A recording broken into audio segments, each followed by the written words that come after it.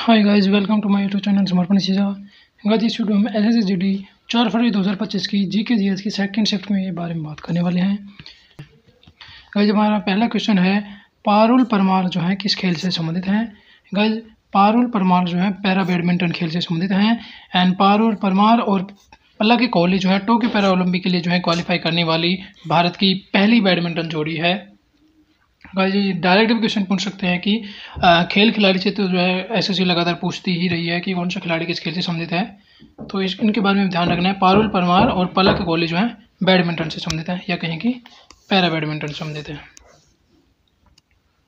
Next, पहली पंचवर्षीय योजना जो है इसका मुख्य उद्देश्य क्या था। गाइस, पहली पंचवर्षीय योजना का जो मुख्य उद्देश्य था देश में कृषि विकास करना और इसी के साथ साथ जो है आर्थिक विकास करना। एंड गाइस, पहली पंचवर्षीय योजना जो है हेराल्ड डोमर मॉडल पर आधारित थी। पहली पंचवर्षीय योजना का जो कार्यकाल था या कहें कि एक तरीके से समय जो था वो 1951 से लेकर 1956 ये जो है इस समय के लिए जो है चलाई गई थी। और पहली पंचवर्षीय योजना में जो जीडीपी वृद्धि दर का जो लक्ष्य रखा गया था वो 2.1% रखा गया था। हालांकि वास्तविक जो वृद्धि दर प्राप्त हुई थी वो 3.6 से प्राप्त हुई थी। एंड नेक्स्ट मतलब पंचवर्षीय योजना से रिलेटेड एक क्वेश्चन ये बना था कि पंचवर्षीय योजना का जो संबंध है वो किससे था। तो गाइस, पंचवर्षीय योजना का संबंध जो है भारत के आर्थिक और सामाजिक विकास से है। एंड गाइस, पंचवर्षीय योजना से ही संबंधित एक क्वेश्चन ये बना था कि समय सीमा से 1 वर्ष पहले ही किस पंचवर्षीय योजना को जो है समाप्त कर दिया गया था। गाइस, ये जो 5वीं पंचवर्षीय योजना थी इसको जो है 1 वर्ष पहले ही जो है समाप्त कर दिया गया था या कहें कि ये जो है केवल 4 वर्ष के लिए जो है चलाई गई थी। 5वीं पंचवर्षीय योजना का जो कार्यकाल था वो 1974 से लेकर 1978 ये जो है इसका टाइम पीरियड है।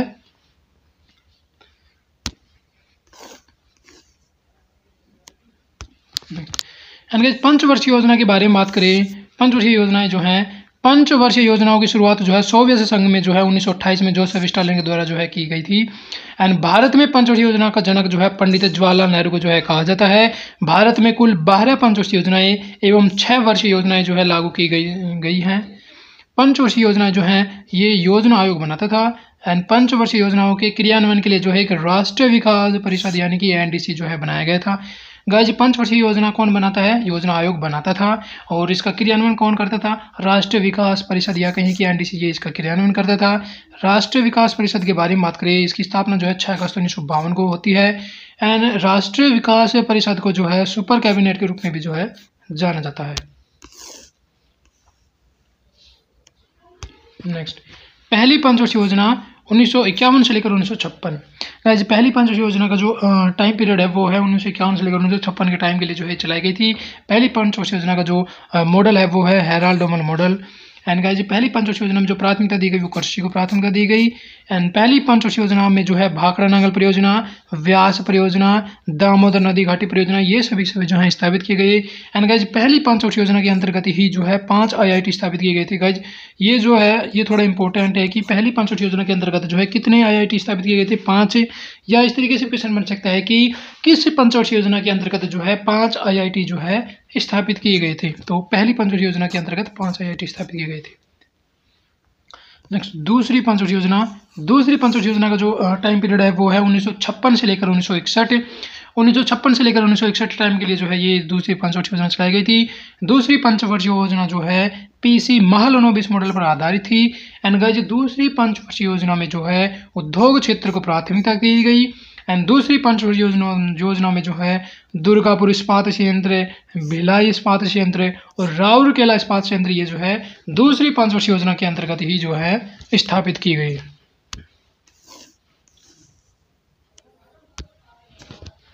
नेक्स्ट, तीसरी पंचवर्षीय योजना। गाइस, तीसरी पंचवर्षीय योजना का जो कार्यकाल है 1961 से लेकर 1966 ये इसका जो है कार्यकाल है। एंड गाइस, तीसरी पंचवर्षीय योजना जो है सुखमय चक्रवर्ती के प्लानिंग मॉडल पर आधारित थी। एंड तीसरी पंचवर्षीय योजना में जो है अर्थव्यवस्था को आत्मनिर्भर बनाना तथा स्फूर्त अवस्था में पहुंचाना इसको जो है प्राथमिकता दी गई। एंड गाइस, तीसरी पंचवर्षीय योजना में जो है बोकारो इस्पात संयंत्र जो झारखंड में है सोवियत संघ के द्वारा जो है लगाया गया था। गाइस, इस तरीके से क्वेश्चन बन सकता है कि बोकारो इस्पात संयंत्र कहाँ है? झारखंड में। किसके द्वारा लगाया गया? सोवियत संघ के द्वारा लगाया गया। एंड गाइस, बोकारो इस्पात संयंत्र किस पंचवर्षीय योजना के अंतर्गत लगाया गया। तो ये जो बोकारो इस्पात संयंत्र है ये तीसरी पंचवर्षीय योजना के अंतर्गत जो है लगाया गया था। तीसरी पंचवर्षीय योजना से लगातार जो है एक क्वेश्चन और बनता है कि हरित क्रांति किससे संबंधित है। गाइज तीसरी पंचवर्षीय योजना में ही जो है हरित क्रांति या कहीं की कृषि क्रांति का जो है जन्म हुआ था 1965 में। एंड गाइज तीसरी पंचवर्षीय योजना में ही जो है भीषण अकाल पड़ा था 1966 में। एंड गाइज तीसरी पंचवर्षीय योजना में ही जो है भारत चीन युद्ध होता है 1962 में, भारत पाक युद्ध होता है 1965 में। ये सभी जो है ये सभी जो है तीसरी पंचवर्षीय योजना की जो एक तरीके से महत्वपूर्ण जो पॉइंट थे वो सभी के सभी है। एंड गाइज तीसरी पंचवर्षीय योजना से रिलेटेड हरित क्रांति जो है क्वेश्चन बनता है, तो इसको भी थोड़ा सा जो है डिटेल में देख लेते हैं। गाइज विश्व क्रांति का जो गाइज हरित क्रांति का विश्व में जनक तो है Norman Borlaug. And guys Bharat में हरित क्रांति के जनक के बारे में बात करें, भारत में हरित क्रांति के जनक है M S Swaminathan. And guys M S Swaminathan को अभी 2024 में मरणोपरांत जो है इनको एक अवार्ड मिला है, तो उस वजह से भी ये जो है थोड़े से चर्चा में है। एंड गाइज हरित क्रांति के समय जो है प्रधानमंत्री जो है लाल बहादुर शास्त्री जी थे। एंड गाइज हरित क्रांति के प्रभाव के बारे में बात करें, हरित क्रांति के प्रभाव के रूप में जो है हरित क्रांति के बाद भारत जो है अनाज उत्पादन में आत्मनिर्भर हो गया, और हरित क्रांति से जो है खाद्यान्न की उपलब्धता बढ़ी और खाद्यान्न आयात जो है कम हुआ, और हरित क्रांति के प्रभाव स्वरूप जो है किसानों की आय बढ़ी, कृषि में आधुनिकीकरण हुआ एंड कृषि मशीनीकरण भी जो है बढ़ा। ये सभी जो है हरित क्रांति से रिलेटेड बातें थी। एंड गाइज हरित क्रांति जो है तीसरी पंचवर्षीय योजना से ही संबंधित है। एंड गाइज एक क्वेश्चन इस तरीके से भी बनता है कि तीसरी पंचवर्षीय योजना के समय चुनौतियां क्या क्या थी। तो तीसरी पंचवर्षीय योजना के समय में चुनौतियां जो है 3 मेजर चुनौती है। फर्स्ट तो ये है कि भारत चीन युद्ध 1962 वाला, सेकंड ये है कि भारत पाक युद्ध 1965 वाला, एंड थर्ड ये है कि जो भीषण काल पड़ा था 1966 का। तो ये तीनों के तीनों ही जो है एक तरीके से तृतीय पंचवर्षीय योजना की चुनौतियां हैं। नेक्स्ट चौथी पंचवर्षीय योजना 1969 से लेकर 1974।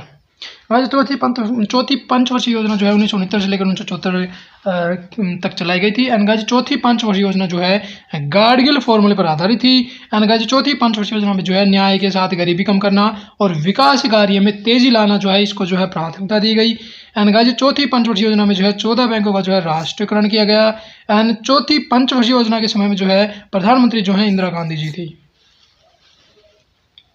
गाइज एक क्वेश्चन ये भी इम्पोर्टेंट है कि मतलब 14 बैंकों का राष्ट्रीयकरण कब हुआ था। तो गाइज 14 बैंकों का राष्ट्रीयकरण जो है चौथी पंचवर्षीय योजना के अंतर्गत ही किया गया था। एंड पांचवी पंचवर्षीय योजना के बारे में बात करें तो पांचवी पंचवर्षीय योजना जो है 1974 से लेकर 1978 यानी कि 4 साल के लिए चलाई गई थी। केवल यही एक योजना है जो 4 साल के लिए चलाई गई थी। एंड इसमें जो है गरीबी हटाना और आत्मनिर्भर बनाने को जो है प्राथमिकता दी गई। एंड ये 4 साल की थी। नेक्स्ट छठी पंचवर्षीय योजना 1980 से लेकर 1985। छठी पंचवर्षीय योजना में जो है गरीबी हटाना और रोजगार में वृद्धि करना इसको जो है प्राथमिकता दी गई। एंड सातवीं पंचवर्षीय योजना के बारे में बात करें, सातवीं पंचवर्षीय योजना 1985 से लेकर 1990 तक चलाई गई। एंड सातवीं पंचवर्षीय योजना में जो है फूड प्रोडक्शन, उत्पादकता और रोजगार बढ़ाना इन सभी को जो है प्राथमिकता दी गई।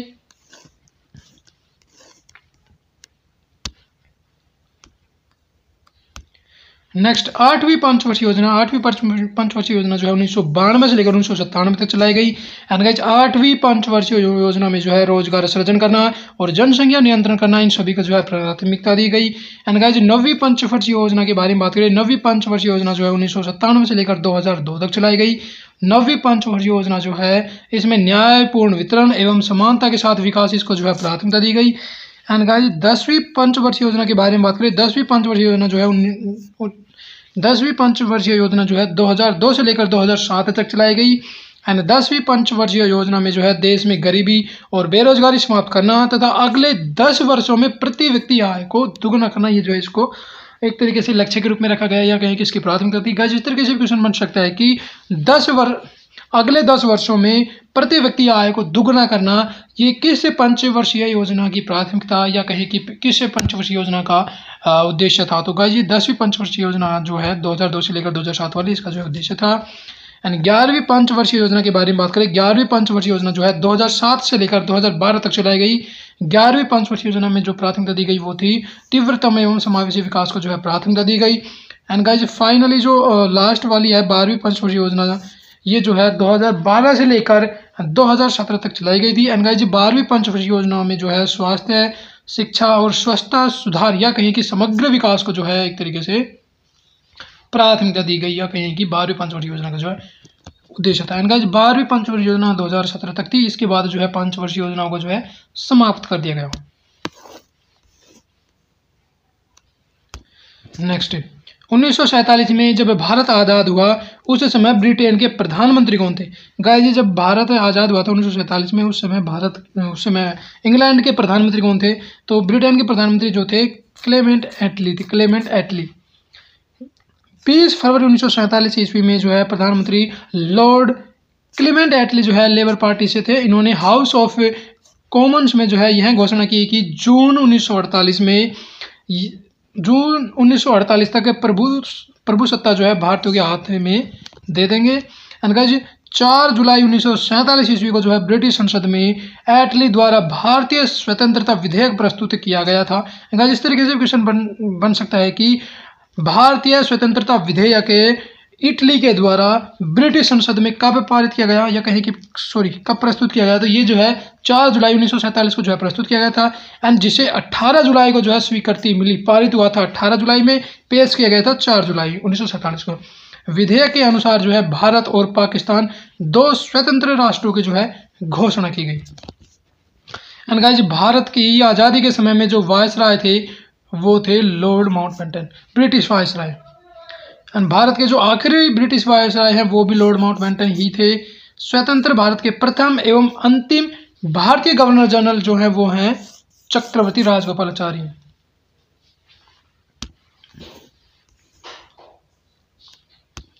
नेक्स्ट बांग्लादेश का राजकीय धर्म क्या है? गाइस बांग्लादेश का राजकीय धर्म जो है इस्लाम धर्म है। एंड बांग्लादेशी जो है संविधान के अनुच्छेद 2A जो अनुच्छेद 2A है, इसमें जो है इस्लाम को राज्य धर्म के रूप में जो है घोषित किया गया है। एंड गाइस अन्य देश एवं उनके राज्य धर्म के बारे में बात करें तो नेपाल का राज्य धर्म हिंदू धर्म है, श्रीलंका का राज्य धर्म बौद्ध धर्म है, भूटान का राज्य धर्म महायान बौद्ध धर्म है, अफगानिस्तान का जो राज्य धर्म है वो है सुन्नी इस्लाम। एंड गाइस भारत जो है धर्मनिरपेक्ष राज्य है, धर्मनिरपेक्ष देश है।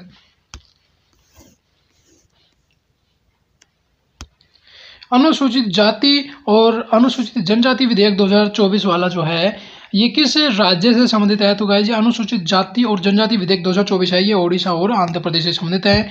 एंड गाइज इस विधेयक के तहत जो है ओडिशा में कौन सी मुक्का डोरा और कोंडा रेड्डी जो जनजाति है, गाइज मुक्का डोरा और कोंडा रेड्डी ये पहले अनुसूचित जाति थी, इनको अनुसूचित जनजाति में शामिल किया गया। एंड गाइज तमाड़िया और तमुड़िया समुदायों को भी जो है अनुसूचित जातियों की सूची से हटाकर अनुसूचित जनजातियों की सूची में जो है शामिल किया गया। नेक्स्ट कौन सा वेद जो है जादू मंत्र और जादू टोना से जो है संबंधित है? गाइज जादू मंत्र और जादू टोना जो है ये अथर्ववेद में जो है बताया गया है। एंड गाइज वेद के बारे में बात करें, भारत का सर्व प्राचीन धर्म ग्रंथ जो है वेद है। वेद के संकलनकर्ता जो है महर्षि कृष्ण द्वापर वेद व्यास है। गाइज वेद का जो संकलन किया है वो जो है वेद व्यास जी ने किया है। एंड वेदों को भली भांति समझने के लिए जो है 6 वेदांग भी जो है बनाए गए हैं, शिक्षा, ज्योतिष, कल्प, व्याकरण, निरुक्त और छंद, ये सभी जो है 6 वेदांग है। एंड वेद को समझने के लिए जो है बनाए गए हैं। एंड गाइज वेद जो है 4 होते हैं, ऋग्वेद, यजुर्वेद, सामवेद एवं अथर्ववेद। सबसे पहले बात करते हैं यजुर्वेद। यजुर्वेद में जो है यज्ञ कर्म, बलि के समय अनुपालन के लिए जो है नियमों का संकलन किया गया है। गाइज यज्ञ कर्म और बलि के बारे में जो है किस वेद में बताया गया है? तो यज्ञ कर्म और बलि के बारे में जो है यजुर्वेद में जो है बताया गया है। एंड गाइज यजुर्वेद का जो पाठकर्ता होता है, जो पढ़ने वाला होता है, पाठ करने वाला होता है, उसको जो है अध्वर्यु कहा जाता है। यजुर्वेद के पाठकर्ता को क्या कहा जाता है? तो यजुर्वेद के पाठकर्ता को जो है अध्वर्यु कहा जाता है। एंड गाइज यजुर्वेद एक ऐसा वेद है जो गद्य एवं पद दोनों में है। गाइज इस तरीके से क्वेश्चन बन सकता है कि ऐसा कौन सा वेद है जो गद्य और पद दोनों में है? तो गद्य और पद दोनों में जो है वो है यजुर्वेद। एंड यजुर्वेद के पाठकर्ता को जो है अध्वर्यु कहा जाता है। नेक्स्ट ऋग्वेद। ऋग्वेद की रचना जो है विश्वामित्र ने की थी। एंड गाइज ऋचाओं के क्रमबद्ध ज्ञान के संग्रह को ऋग्वेद कहा जाता है। ऋचाओं के क्रमबद्ध ज्ञान के संग्रह को ऋग्वेद कहा जाता है। ऋग्वेद में 10 मंडल हैं, 1028 सूक्त हैं एवं 10,462 ऋचाएँ हैं। ऋचाएँ मतलब रचनाएं, एक तरीके से इनको मंत्र के रूप में भी जो है जाना जा सकता है। ऋग्वेद की ऋचाओं के पढ़ने वाले ऋषि को होत्र कहा जाता है। गाइस, जो ऋग्वेद का जो पंडित होता है, ऋग्वेद को पढ़ने वाला या ऋग्वेद का जो पाठ करता है उसे जो है होत्र कहा जाता है। यजुर्वेद में अध्वर्यु कहा जाता था और ऋग्वेद का जो पाठ करता है उसको होत्र कहा जाता है। ऋग्वेद से आर्य के जो राजनीतिक प्रणाली है एवं जो इतिहास के बारे में जो है जानकारी मिलती है। गाइस, इस तरीके से क्वेश्चन बन सकता है कि किस वेद से जो है आर्य समाज की राजनीतिक प्रणाली एवं आर्य समाज के इतिहास के बारे में जो है जानकारी मिलती है, तो ये सिर्फ और सिर्फ जो है ऋग्वेद से मिलती है। नेक्स्ट, ऋग्वेद के तीसरे मंडल में जो है सूर्य देव जो है, जो सूर्य देवता जो है सावित्री, इनको जो है समर्पित गायत्री मंत्र भी है। गाइस, गायत्री मंत्र जो है किसको समर्पित है? तो सूर्य देवता जो सावित्री है इनको समर्पित है, सूर्य देवता सावित्री। और गायत्री मंत्र का वर्णन कहाँ मिलता है? तो ऋग्वेद का जो तीसरा मंडल है उसमें जो है ये वर्णन किया गया है। 9वें मंडल में जो है जो सोम देवता है उसका वर्णन किया गया है। ऋग्वेद का जो 8वां मंडल है, 8वें मंडल में हस्तलिखित जो ऋचाएं होती है उनको जो है खिल कहा जाता है। गाइस, इस तरीके से क्वेश्चन बन सकता है कि ऋग्वेद की 8वें मंडल की जो हस्तलिखित ऋचाएं हैं उनको क्या कहा जाता है? तो ऋग्वेद के 8वें मंडल की हस्तलिखित ऋचाओं को जो है खिल कहा जाता है। एंड गाइज, ऋग्वेद जो है सबसे प्राचीन वेद है, तो ये भी क्वेश्चन बन सकता है कि सबसे प्राचीन वेद कौन सा है? तो सबसे प्राचीन वेद जो है ऋग्वेद है। नेक्स्ट, सामवेद। सामवेद जो है गाई जा सकने वाली ऋचाओं का संकलन है। गाइज, ऐसी ऋचाएं जिनको गाया जाता हो तो उनका जो एक संकलन किया गया है वो सामवेद के अंतर्गत आता है। सामवेद में वो सभी की ऋचाएं हैं जिनको गाया जा सकता है। एंड सामवेद के पाठकर्ता को उद्धरातु कहा जाता है। यजुर्वेद के पाठकर्ता को अध्वर्यु, यजुर्वेद के पाठकर्ता को अध्वर्यु कहा जाता है। और ऋग्वेद के पाठकर्ता को जो है होत्र कहा जाता है और सामवेद के पाठकर्ता को जो है उद्धरातु कहा जाता है। एंड सामवेद को जो है भारतीय संगीत का जनक भी जो है माना जाता है। नेक्स्ट, अथर्ववेद। अथर्ववेद जो है अथर्व ऋषि के द्वारा जो है रचित है। अथर्ववेद में जो है रोग निवारण, तंत्र मंत्र, जादू टोना, साप वशीकरण, आशीर्वाद, स्तुति, प्रायश्चित, औषधि, अनुसंधान, विवाह, प्रेम, राजकर्म, मातृभूमि महात्म्य आदि विविध विषयों से संबंधित मंत्र तथा सामान्य मनुष्य के विचारों, विश्वासों और अंधविश्वासों आदि का जो है वर्णन किया गया है। गाइज, ये जो अथर्ववेद है इसमें रोग निवारण यानी कि मतलब जो जड़ी बूटियां हैं उनके बारे में बताया गया है, तंत्र मंत्र, जादू टोना इनके बारे में बताया गया, श्राप और वशीकरण के बारे में बताया गया, आशीर्वाद, स्तुति, प्रायश्चित, औषधि, अनुसंधान, विवाह, प्रेम, राजकर्म, मातृभूमि महात्म्य, इन सभी के बारे में जो है वर्णन किया गया है। इसी के साथ साथ मनुष्य के विचारों, विश्वासों, अंधविश्वासों का भी जो है वर्णन अथर्ववेद में ही किया गया है। अथर्ववेद को जो है ब्रह्मवेद भी का जो है कहा जाता है। एंड अथर्ववेद में जो है 20 अध्याय, 731 सूक्त, 5987 मंत्र है। एंड अथर्ववेद जो है पद्य और गद्य दोनों में है। एंड अथर्ववेद जो है सबसे नया वेद है। गाइस, इस तरीके से क्वेश्चन बन सकता है कि सबसे नया वेद कौन सा है? तो सबसे नया वेद जो है अथर्ववेद है एंड सबसे पुराना ऋग्वेद। नेक्स्ट, कलिंग किस राज्य का जो है लोक नृत्य है? कलिंग जो है ओडिशा का लोक नृत्य है। एंड ओडिशा के अन्य प्रमुख लोक नृत्य के बारे में बात करें, ओडिशा के अन्य प्रमुख लोक नृत्य में गोटिपुआ लोक नृत्य है, जिसको गोतिपुआ के रूप में भी जाना जाता है। मयूरभंज छऊ लोक नृत्य है, सवारी नृत्य है, पैंका नृत्य है, धाप नृत्य है, डंडारी नृत्य है, कर्मा नृत्य है, डालखाई नृत्य है, संचार नृत्य है, डंडा नृत्य है, गरुण वाहन नृत्य है, घुमुरा नृत्य है, बाघ या बघ नृत्य है, अया नृत्य है, मुनरी नृत्य है। ये सभी जो है उड़ीसा के अन्य प्रमुख जो है लोक नृत्य है।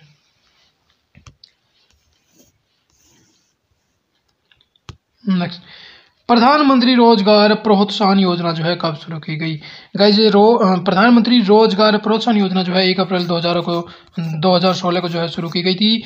एंड प्रधानमंत्री रोजगार प्रोत्साहन योजना जो है PMRPY के तहत जो है नियुक्त युवाओं को रोजगार बढ़ाने के लिए जो है प्रोत्साहित किया जाता था।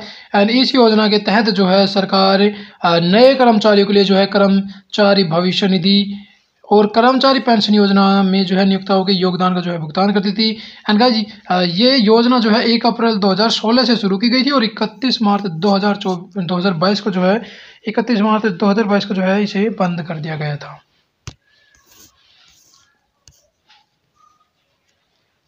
नेक्स्ट, अन्य प्रमुख योजनाएं।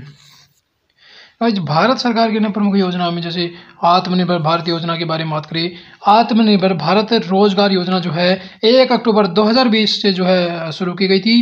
एंड आत्मनिर्भर भारत रोजगार योजना जो है सामाजिक सुधार और लाभ और कोविड-19 महामारी के दौरान जो है रोजगार के नुकसान की बहाली के साथ साथ जो है नए रोजगार सृजन करने के लिए नियोक्ताओं को प्रोत्साहित करने के लिए जो है शुरू की गई थी।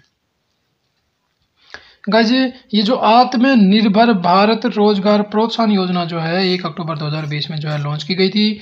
एंड गाइस ये जो है आत्मनिर्भर भारत रोजगार योजना जो है सामाजिक सुरक्षा लाभ और कोविड-19 महामारी के दौरान रोजगार के नुकसान की बहाली के साथ साथ जो है नए रोजगार सृजन के लिए नियोक्ताओं को प्रोत्साहित करने के लिए जो है शुरू की गई थी।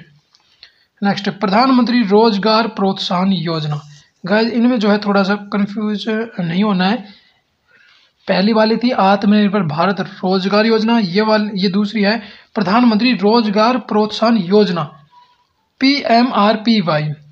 रोजगार सृजन के लिए नियोक्ताओं को प्रोत्साहित करने के लिए जो है 1 अप्रैल 2016 को प्रधानमंत्री रोजगार प्रोत्साहन योजना जो है शुरू की गई थी। गाइज प्रधानमंत्री रोजगार प्रोत्साहन योजना जो है कब शुरू की गई थी? प्रधानमंत्री रोजगार प्रोत्साहन योजना जो है 1 अप्रैल 2016 को जो है शुरू की गई थी। एंड 31 मार्च 2019 तक पंजीकृत लाभार्थियों को योजना के तहत जो है पंजीकरण की तारीख से 3 साल तक यानी 31 मार्च 2022 तक जो है लाभ दिया गया था। 31 मार्च 2022 को जो है इस योजना को बंद कर दिया गया। एंड गाइस थर्ड योजना है प्रधानमंत्री गरीब कल्याण रोजगार अभियान प्रांगण। गाइस ये जो ग्रामीण गरीब कल्याण रोजगार अभियान है GKRA ये जो है कि 125 दिवसीय अभियान है जिसे माननीय प्रधानमंत्री जी ने जो है 20 जून 2020 को जो है शुरू किया था। प्रधानमंत्री गरीब कल्याण रोजगार अभियान या जिसको प्रांगण कहे ये 20 जून 2020 को जो है शुरू की गई थी। चौथी है पंडित दीनदयाल उपाध्याय ग्रामीण कौशल योजना DDU-GKY। पंडित दीनदयाल उपाध्याय ग्रामीण कौशल योजना जो है ये सितंबर 2014 से राष्ट्रीय ग्रामीण आजीविका मिशन के तहत जो है ग्रामीण गरीब युवाओं के लिए प्लेसमेंट से जुड़ा कौशल विकास कार्यक्रम का ये सितंबर 2014 में जो है इसको लॉन्च किया गया था। एंड इस योजना के तहत जो है 15 से 35 वर्ष से आयु वर्ग के ग्रामीण युवाओं को जो है शामिल किया गया है। नेक्स्ट प्रधानमंत्री मुद्रा योजना PMMY। प्रधानमंत्री मुद्रा योजना जो है गैर कॉरपोरेट गैर कृषि लघु सूक्ष्म उद्यमों को जो है 10 लाख तक का ऋण प्रदान करने के लिए जो है माननीय प्रधानमंत्री द्वारा जो है 8 अप्रैल 2015 को शुरू की गई थी। गाइज प्रधानमंत्री मुद्रा योजना जो है PMMY ये 8 अप्रैल 2015 को जो है शुरू की गई थी। एंड ये जो गैर कॉरपोरेट और गैर कृषि लघु या कहे कि सूक्ष्म उद्यम है इनको 10 लाख तक का ऋण प्रदान करने के लिए जो है शुरू की गई थी। नेक्स्ट है प्रधानमंत्री शहरी आवास योजना। गाइज प्रधानमंत्री शहरी आवास योजना जो है 25 जून 2015 को जो है शुरू की गई थी और ये जो है आवास और शहरी मामलों का जो मंत्रालय है उसके द्वारा जो है शुरू किया गया था। नेक्स्ट कपड़े में लगे रंग को हटाने के लिए किस रसायन का जो है प्रयोग किया जाता है? गाइज कपड़े में लगे रंग को हटाने के लिए जो है हाइड्रोजन पेरोक्साइड का जो है उपयोग किया जाता है। नेक्स्ट विधानसभा को जो है भंग कर सकता है। गाइज विधानसभा को कौन भंग कर सकता है? तो विधानसभा को जो है राज्यपाल भंग कर सकता है और किसके अनुरोध पर? मुख्यमंत्री जी के अनुरोध पर। लोकसभा को राष्ट्रपति भंग करता है और विधानसभा को राज्यपाल, और राज्यपाल किसके अनुरोध पर? मुख्यमंत्री जी के अनुरोध पर। नेक्स्ट तेलंगाना के जो नए राज्यपाल हैं वो कौन है? गाइज तेलंगाना के नए राज्यपाल जो हैं विष्णुदेव वर्मा है। तेलंगाना के नए राज्यपाल कौन है? तो तेलंगाना के जो नए राज्यपाल हैं वो हैं विष्णुदेव वर्मा। नेक्स्ट जीवन का अधिकार कौन सा अधिकार है? गाइस जीवन का अधिकार जो है मौलिक अधिकार है और इसका वर्णन जो है अनुच्छेद 21 में किया गया है। मौलिक अधिकार के बारे में बात करें गाइस, पहले मौलिक अधिकार का जो है अर्थ समझते हैं। कुछ अधिकार हमारे जीवन के लिए जो है मौलिक होते हैं या कहें कि मूल होते हैं, इसलिए उन्हें जो है संविधान में विशेष दर्जा दिया गया है। ऐसे अधिकार को जो है मौलिक अधिकार कहते हैं।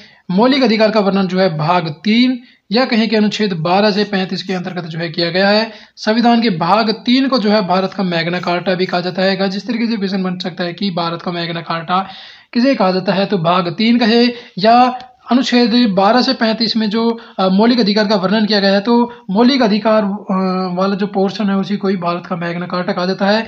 एंड गाइस सरदार वल्लभ भाई पटेल को जो है भारत में मौलिक अधिकार का जनक भी कहा जाता है। गाइस इस तरीके से क्वेश्चन बन सकता है कि भारत में मौलिक अधिकार को जनक किसे कहा जाता है, तो भारत में मौलिक अधिकार का जनक जो है सरदार वल्लभ भाई पटेल को कहा जाता है। एंड मौलिक अधिकार में जो है ये जो मौलिक अधिकार ये कहाँ से लिए गए हैं, तो मौलिक अधिकार जो है ब्रिटिश कानून या कहीं की ब्रिटेन से लिए गए हैं। एंड गाइस भारतीय जो संविधान है उसमें कुल कितने मौलिक अधिकार हैं, तो भारतीय संविधान में जो है 6 मौलिक अधिकार हैं। एंड गाइस कौन कौन से मौलिक अधिकार हैं, तो उनके बारे में बात करते हैं। समता का अधिकार ये अनुच्छेद 14 से अनुच्छेद 18 के अंतर्गत आता है। स्वतंत्रता का अधिकार अनुच्छेद 19 से अनुच्छेद 22 के अंतर्गत आता है। एंड शोषण के विरुद्ध अधिकार अनुच्छेद 23 से 24। धार्मिक स्वतंत्रता का अधिकार अनुच्छेद 25 से 28। संस्कृति और शिक्षा संबंधी अधिकार अनुच्छेद 29 से 30। संवैधानिक अधिकार ये अनुच्छेद 32।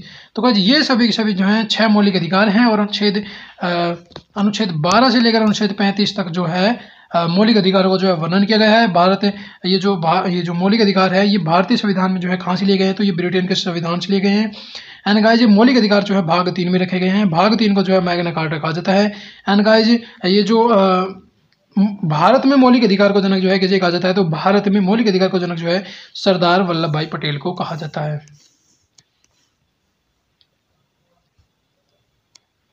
नेक्स्ट, लोकसभा को भंग करने की शक्ति जो है किसके पास होती है? गाइस लोकसभा को भंग करने की शक्ति जो है राष्ट्रपति जी के पास होती है। अनुच्छेद 85 2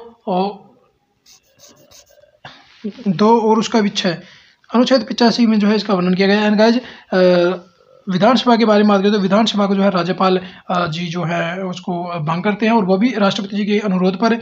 एंड गाइस लोकसभा के बारे में बात करें, लोकसभा जो है संवैधानिक रूप से लोगों का सदन, भारत की दिव्य सदनी संसद का जो है निचला सदन है। गाइस लोकसभा जो है निचला सदन है और प्रथम लोकसभा जो है 1952 में पहले आम चुनाव होने के बाद जो है देश को अपनी पहली लोकसभा जो है मिली थी।